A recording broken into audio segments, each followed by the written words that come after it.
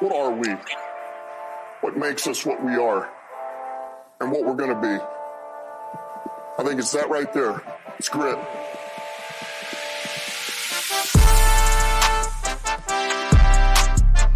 It's grit.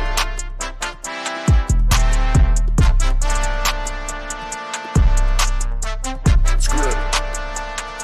And we're back on the 9th episode of the All Grit podcast. I am your humble host, Caleb, joined alongside me, Clay Boley. How you feeling, Clay? Oh, I'm feeling good, especially after that win and heading into this week. Life is good. Isn't it though? And we apologize for getting, a late episode out this week. It's a Wednesday evening at 6. We like to get these recordings out Monday, but we had an anniversary. We had meetings that we couldn't make, so this is the earliest time. We got people in California right now. It's just it's a crazy week, so we apologize for that up front. But okay, what are we getting into first? Before we get into anything too heavy, what do you think we pause that and then just give a little shout out to our sponsor? What do you say, Clay? Want to give a little shout out to the sponsor? Let's do this. Let's do it. Customer reviews matter. Protect and manage your digital reputation today with Trustily. We help you manage reviews across Google, Facebook, and over 60 other sites, all in one place. Visit GoLions.link and receive 2 free months using the special All Grit podcast coupon code GOLIONS at checkout. At already 1/3 the price of major platforms, this special Trustily pricing has a time limit, but will always help out a fellow Lions fan. Trustily leverages AI tools to help you respond to reviews, integrate badges and widgets on your website, and automatically request new reviews on every job or product sold. The features don't end there. Don't leave your reputation to chance. For more information, visit GoLions.link and take control of your online presence with this special pricing today. Customer GoLions.link. Sorry, I started that sponsor just a tad late, but we will play that again at the end of the pod. How about that, Clay? Do you know that business? Anything you can say about it? Hey, best in the business, man. Big shout out to Chet and Jen. Appreciate the sponsor this week, and we'll play that again for you. Appreciate you guys. Thanks. Yeah, welcome Plaques to the show. Decker has reported eligible. The man is here. The myth, the legend. All you missed was the sponsor. So here we go. Let's get right into it. Vikings offense. How do we look offensively versus this great defense? What do you think, Clay? What's your takeaway on our offense versus the great Minnesota defense? Well, it's scary because we're so used to being punched in the face and not getting up. But I think this is equivalent to what Dan Campbell said, that kneecaps, man, they're going to knock us down, but we're going to get back up. And that's what we did. Yeah. The blitzes were getting home early, and I honestly didn't know if they were ever not going to get home. So, but the line tightened up. And I think as far as the offense, it really, sometimes it's a near miss that will kind of get your offense going. I think Tim Patrick's almost loss of a fumble. I think he loses that fumble, the game's over. But the ball stayed with us, and I think that was our wake-up call. Like, okay, guys, like, it's time. And yeah.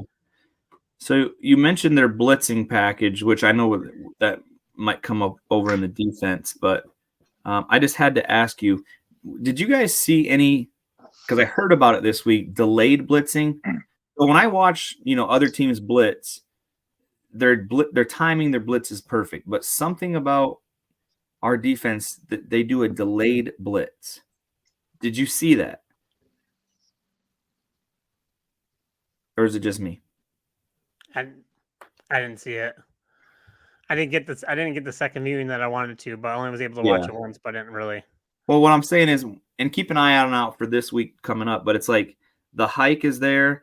You got your 4 rushers, and then all of a sudden, then the blitz. Like, I don't understand that. It's like they're trying to show that they're in coverage, but then they come in. But because it's him taking his 5-step drop, like the blitz to me never seemed to hit home. Yeah. That was just my take. Blacks? I did see Rodriguez on a few delayed blitzes. Yeah. I think they're, just like us and the Vikings, trying to see what's our defensive line, how effective are they going to be without Hutchinson. I think they gave the D line plenty of opportunities early, and they wanted to show, just that straightforward front, and they would bring Rodriguez and Anzalone at times on a delayed blitz. But it was pretty evident early with Hutch not being there as far as effectiveness on rushing the passer. Yeah, I was sitting on my couch going, "Oh my Lord, the guy's got 6 seconds back there, sometimes even longer before he would." And totally agree with that. So, any other? So we talked.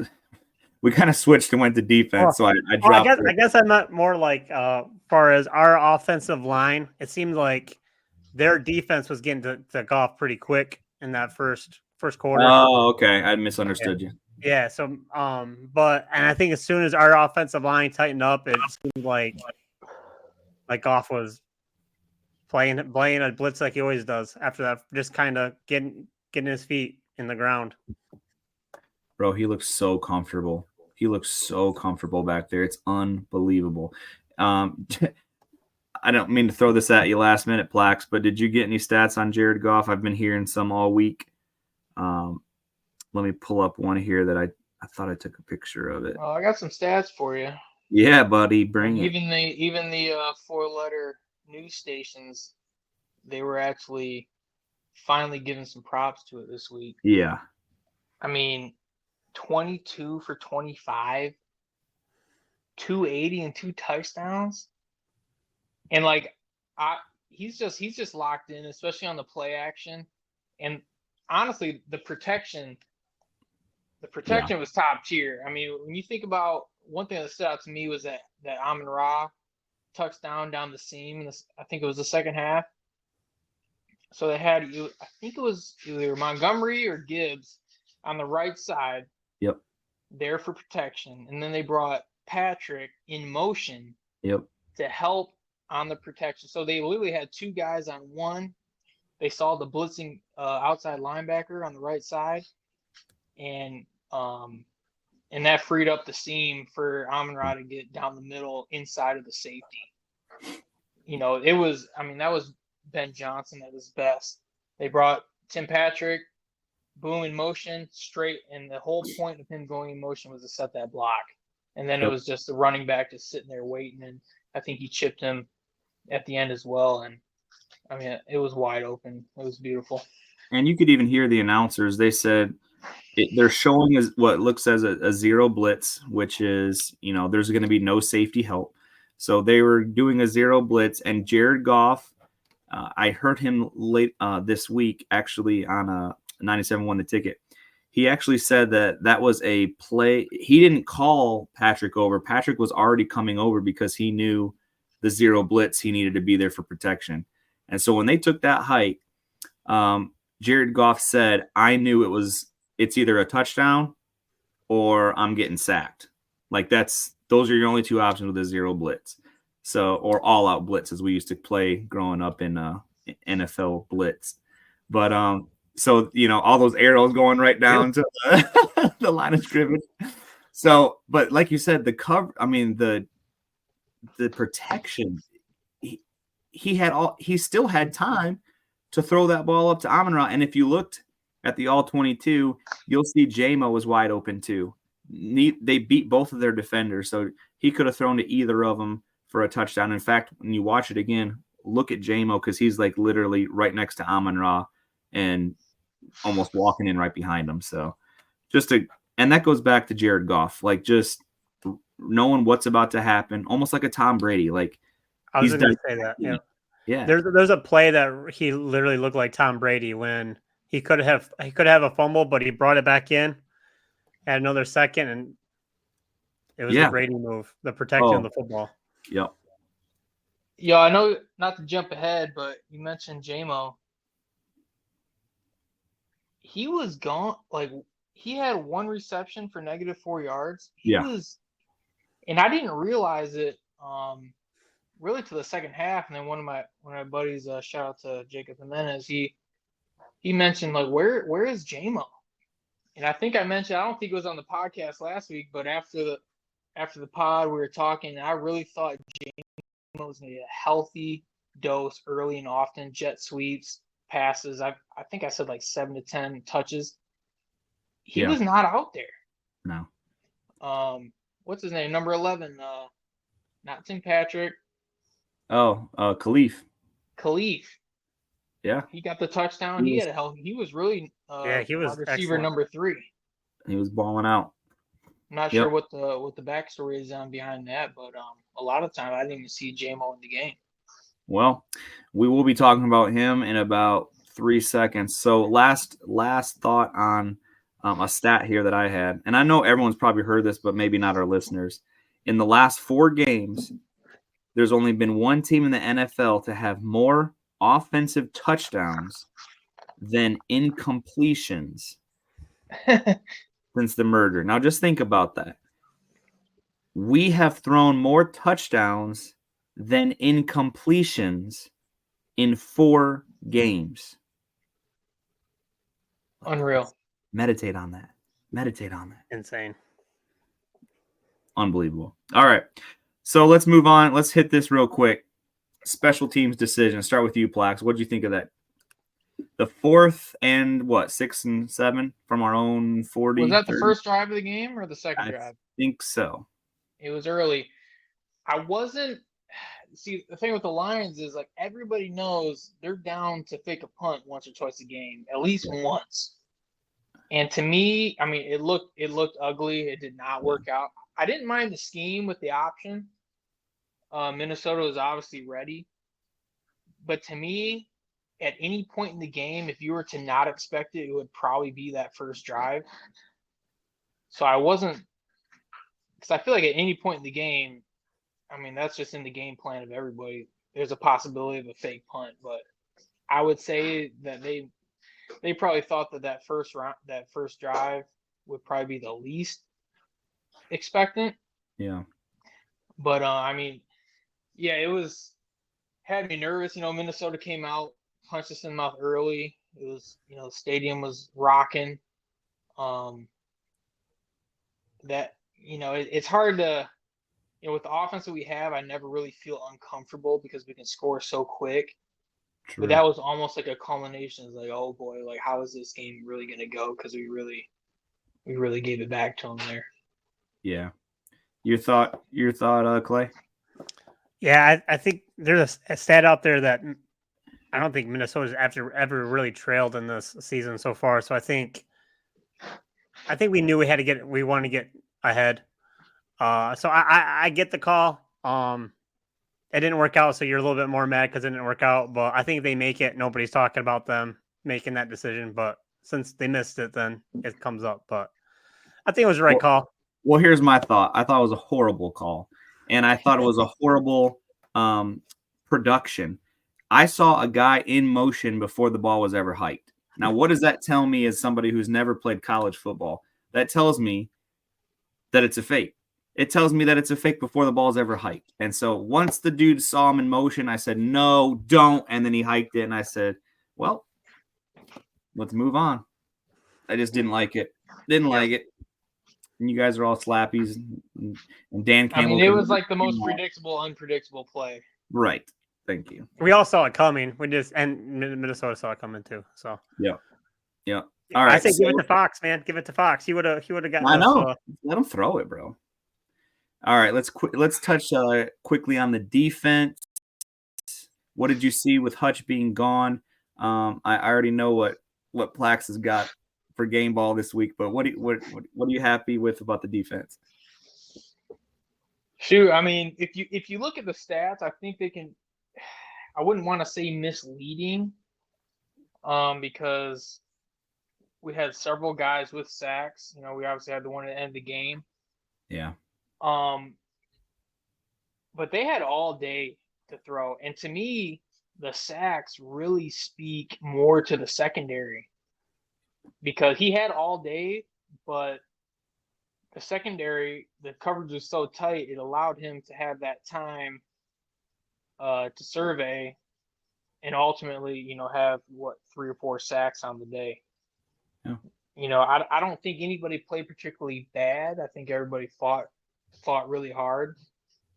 But to me, the sacks were all kind of an ode to the secondary. Honestly, just with good coverage. Nobody was in there really quick, caught him off balance. It was he's waiting and waiting and waiting, and the rush finally gets there. So I really think the sacks highlight how well the secondary played on Sunday.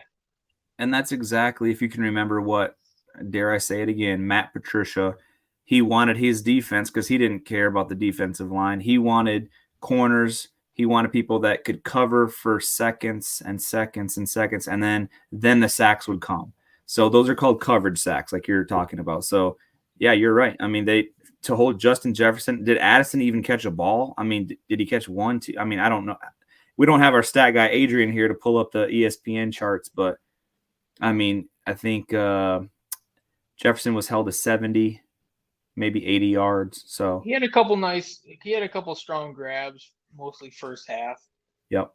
But overall, he was held in check for the most part. I mean, he's going to get his at some point, but he wasn't a game changer overall. So are we all in agreement that because of our defensive line treating their quarterback like he had time in the pocket to do whatever, we all still are in agreement that we need a Zadarius Smith or a Harold Landry or somebody to come here before trade deadline? I think it was very evident, especially early. I think our boy, the GM, he was because we talked after the pod last week, about not making hasty decisions, and they probably want to see a game or two play out before they really go after it. But it's pretty evident missing Hutch and not having that pressure. They're gonna have to do something. Yeah. All right, let's move on to our next Speak Pipe questions. So this one we have actually one Speak Pipe, and then our co-host Adrian also sent in his thoughts. He's in California for the recording of this. So let's get into our first question here on Speak Pipe. That's not it. I literally played the wrong thing. What up, though? This is Andrew down in Kissimmee, Florida, soaking up the sunshine, representing the gritty city. Just wondering, with obviously the loss of Hutch hurts a ton, but I've noticed in the past couple weeks, Brian Branch has been stepping up huge. We know that Hutch was the front runner for Defensive Player of the Year, but what are your thoughts on Branch making his case for that award? Thank you, Andrew, for your Speak Pipe question. Boys, what do you think? I think three picks the last 2 games, and I it doesn't make the stat line, but a fumble recovery for a touchdown. So exactly. So I agree. I think that was what I said to Megan in the third quarter. I was like, man, Hutch is not going to get this year, but Branch, don't sleep on him. Boo. Absolutely. Yeah, I couldn't agree more. Shout out to my boy Andrew. Grew up with him in the Midland area. Giving us some nice thoughts from Florida. Hutch was obviously in line for that, but I mean, Branch has been out of his mind. Mm-hmm. Tapped into the St. Brown podcast last week. They had Kirby Joseph on. Shout out to that boring podcast, bro. The boringest podcast, but it's so hard not to tap in. So shout out, no free shout out. But Kirby Joseph was on there, and he said, and they asked him, who's the best player you played with? He said Brian Branch. Like his physicality, his athleticism, he's just making plays every week. And like if you look at that interception he had this week, snag that boy on tape live. He had the dive and everything. It kind of looked, and like Darnold didn't make a whole lot of mistakes. Right. But he let that go. He had some incompletions as much as Goff did. Like he had some. His stats were pretty good too. And if Branch wasn't there, that ball was hitting JJ or whoever that was in his hand. I mean, it was there. No, we're gonna give some credit where it's due. I mean, Minnesota is no joke. They're a really good team. And Darnold, he was on point all day. He let that one go, and it kind of looked like he threw it right to him. But if you check some different angles on the replay, you know, Branch came from the other side of the field, and you know he dove for a reason, and he made a sick play. And I think who was it? I think Teddy Bruschi today or yesterday was talking about like, no, this guy you cannot not talk about him the defensive player of the year. At this point, 4 or 5 games in. I mean, he's been balling out. He's got picks. He's got turnovers every game. Yep. Mentioned he kind of got screwed on the little fumble return later, but you know, he's top tier in the league at this point. Great question, Andrew. I think we're all in agreement. Yeah, look out for Branch for DPOY. All right, let's get our co-host Adrian's thoughts, guys. What's up, boys? This is Adrian coming to you straight out of Cali. So, quick thoughts on the game. Super happy with the result, obviously. This team is way better than I thought it was. We finally got that win where we faced adversity and we overcame it. And both Ben Johnson and Aaron Glenn did an awesome job preparing against this really good Vikings team. Ben Johnson had every answer against Brian Flores. And then Aaron Glenn, without Aiden Hutchinson, was able to put in some blitz packages and send 5-6 guys. But on the flip side, I will say, you could tell that we missed Aiden Hutchinson. We were just not getting home when we should have when we were sending the house. So I'm hoping Brad Holmes here in the next week and a half or so makes a trade happen, whether it's Zadarius Smith or someone else of the like. We definitely need it for the playoffs. This team, I don't think, can make it without an extra piece that at least complements the defensive line. But all in all, great win, boys. Should be another win this week against the Titans. On to the Packers after that. We'll see you soon. My boy sounds winded out in Cali. What's he doing out there? What's he partaking of? He's running up and down Huntington Beach working out. What's up? Shout out to Adrian. Nice. Yeah, I mean, good thoughts. He's ready for somebody to join the defensive line just like me. So appreciate those thoughts, Adrian. All right, boys. Any comments on him, or do you want me to move on to the next topic? I agree. I think it's we'll get into next week in a little bit, but I agree with them, and we miss you this week, Adrian. But hope you're having fun out there. So yeah, Adrian, I really miss you running all this. Right. Running this. What do you call this? Running the show here. I just like to host. I can't do both. All right, JMO suspended. News just dropped. This morning, late last night, or maybe it was. I'm getting all confused. Was it 2 days ago? We're shooting on a Wednesday, so I think it dropped yesterday. I think. Okay, so, well, and here's the weirdest thing: you start listening to sports talk today, and it's like, well, he's been told that he's going to be suspended, but he has not been suspended. So we potentially could not have JMO for 2 games, whether it's this week against Tennessee, next week against Green Bay, or if they want to try to fight it, they could actually have him for this week. But do you really want to have him for this week when we're going to blow out the Titans 50-5? I think it's a good spot to have him going for a couple of games. Yeah, I think I'd rather have it now than later in the season. Especially I'm with you on that. But kind of going back to what Plax was saying about Raymond, I was talking to my boy, and he kind of brought up a good point that they might have already known about this. So maybe that they were just kind of preparing for the future. Like, hey, we're not going to have JMO for the next couple of games.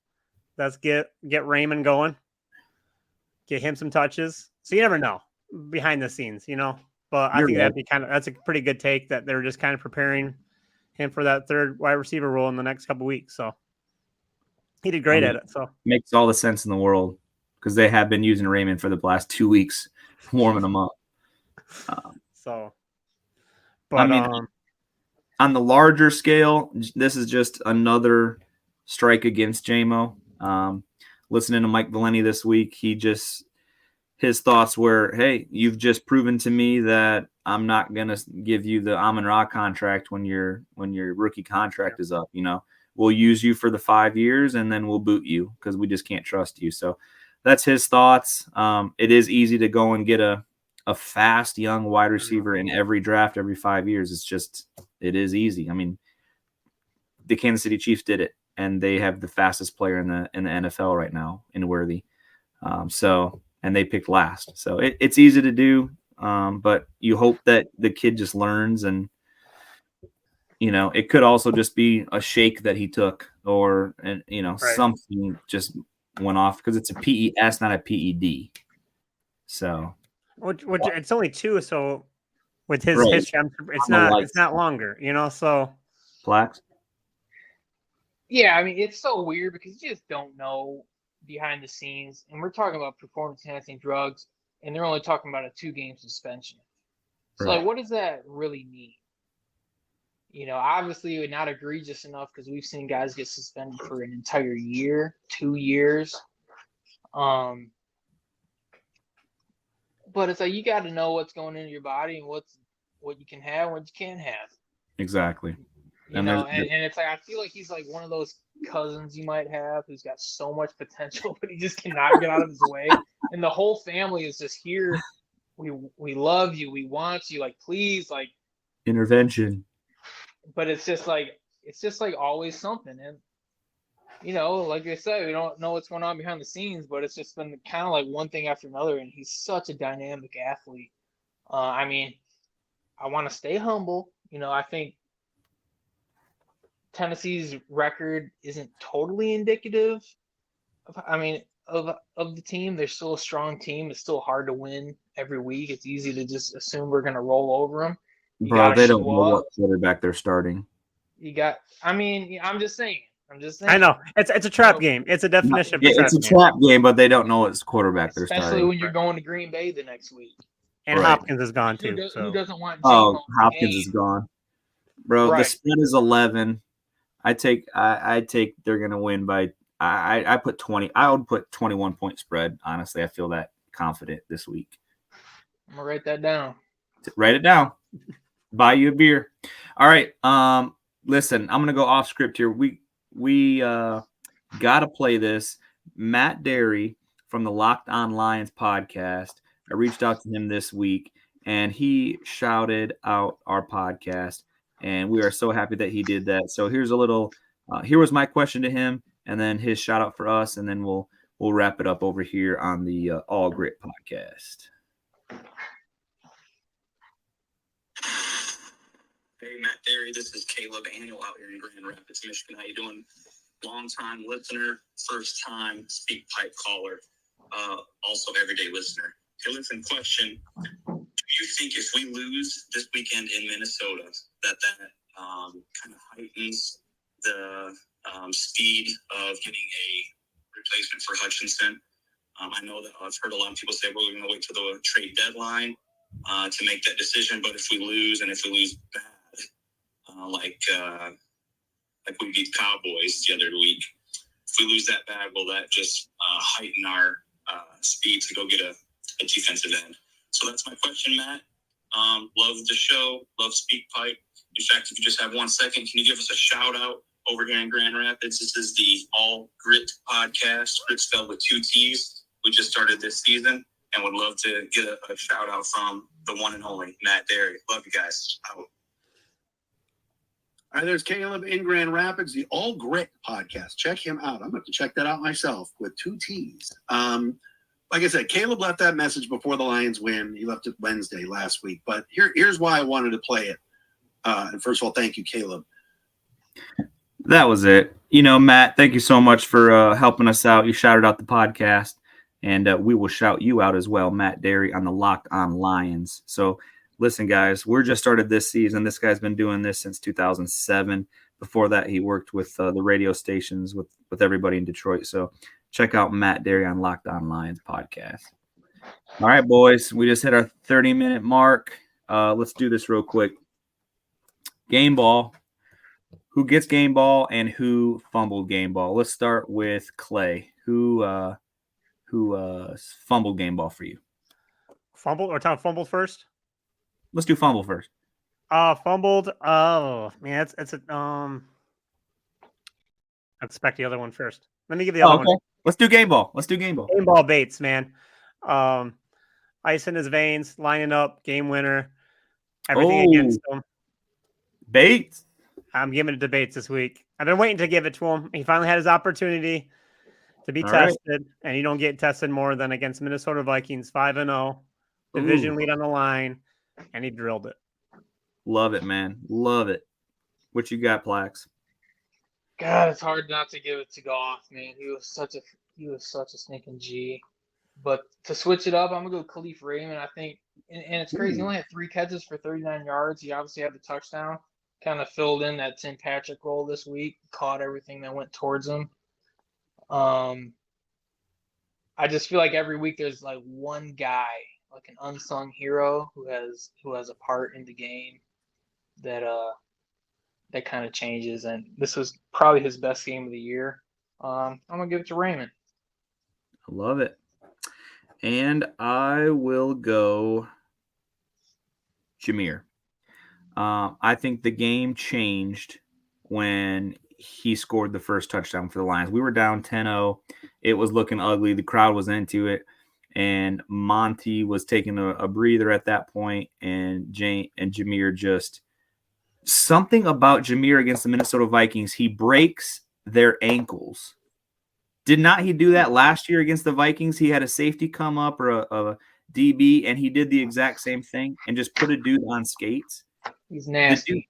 He just eats them up, and then he ended up getting over 100 yards, 160 all-purpose yards. I don't know.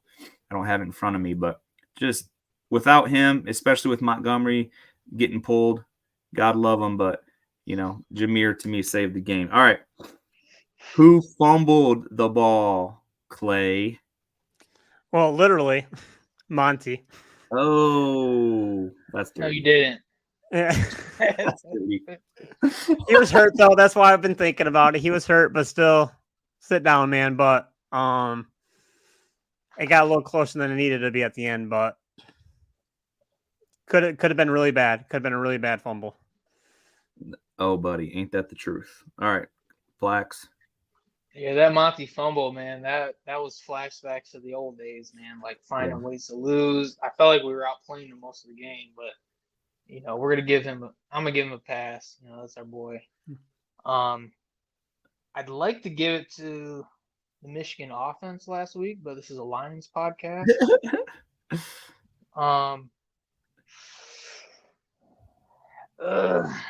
That's tough. I'll put it on the fake punt. Yeah. Yeah. I said before I was okay with it because it was early, but I just feel like those. It's almost like we might have to go 2 or 3 games without faking a punt. Right. It's so obvious, and I appreciate that they have to respect it. Especially at that point in the game, we're down early. Minnesota came out swinging. We're lucky to have an elite offense to make up for it, but yeah. I'll just say the call there. Is that FIP? Are you giving the fumble to FIP or giving it to Dan Campbell? They called it. One of them called it. I'll give it to Dan for the call. I don't know if he called it for sure. He was on 97.1 the ticket this week, and he's going to stand by it, and I appreciate that. But if it works, it's great. If it doesn't, it doesn't, and it didn't work. I was actually thinking the same thing, but I will switch. And this game ball is only for the first half because I think the second half he cleaned it up. And it's Owasaki. Our right guard filling in for Zeitler. Good point. Man, he single-handedly almost killed I don't know how many drives. Holding. Ooh. And I was sitting there going, this is going to be a long day because all that happened early. It happened early, so. He did tighten it up. Yeah, Yeah, he did. He was getting cooked those first few drives. Cooked. All right, man. Before we get out of here, let's get one last word from our sponsor. Customer reviews matter. Protect and manage your digital reputation today with Trustly. We help you manage reviews across Google, Facebook, and over 60 other sites, all in one place. Visit GoLions.link and receive 2 free months using the special All Grit Podcast coupon code GOLIONS at checkout. At already 1/3 the price of major platforms, this special Trustly pricing has a time limit, but will always help out a fellow Lions fan. Trustly leverages AI tools to help you respond to reviews, integrate badges and widgets on your website, and automatically request new reviews on every job or product sold. The features don't end there. Don't leave your reputation to chance. For more information, visit GoLions.link and take control of your online presence with this special pricing today.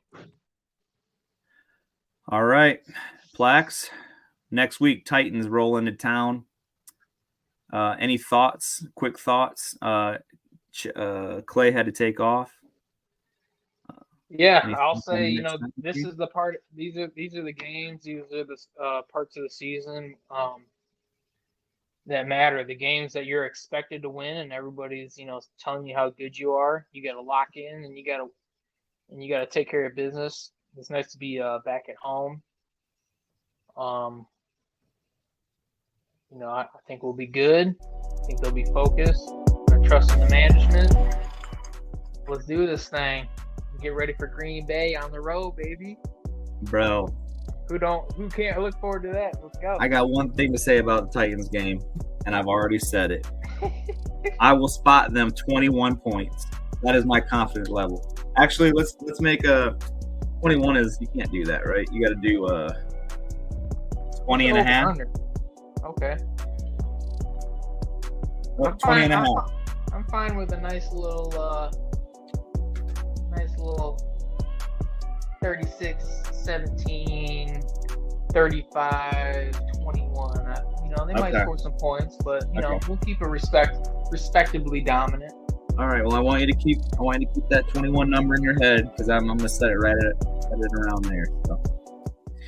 All right, for the All Grit Podcast, this is Caleb and Plax signing out. Thank you all for listening, and follow us.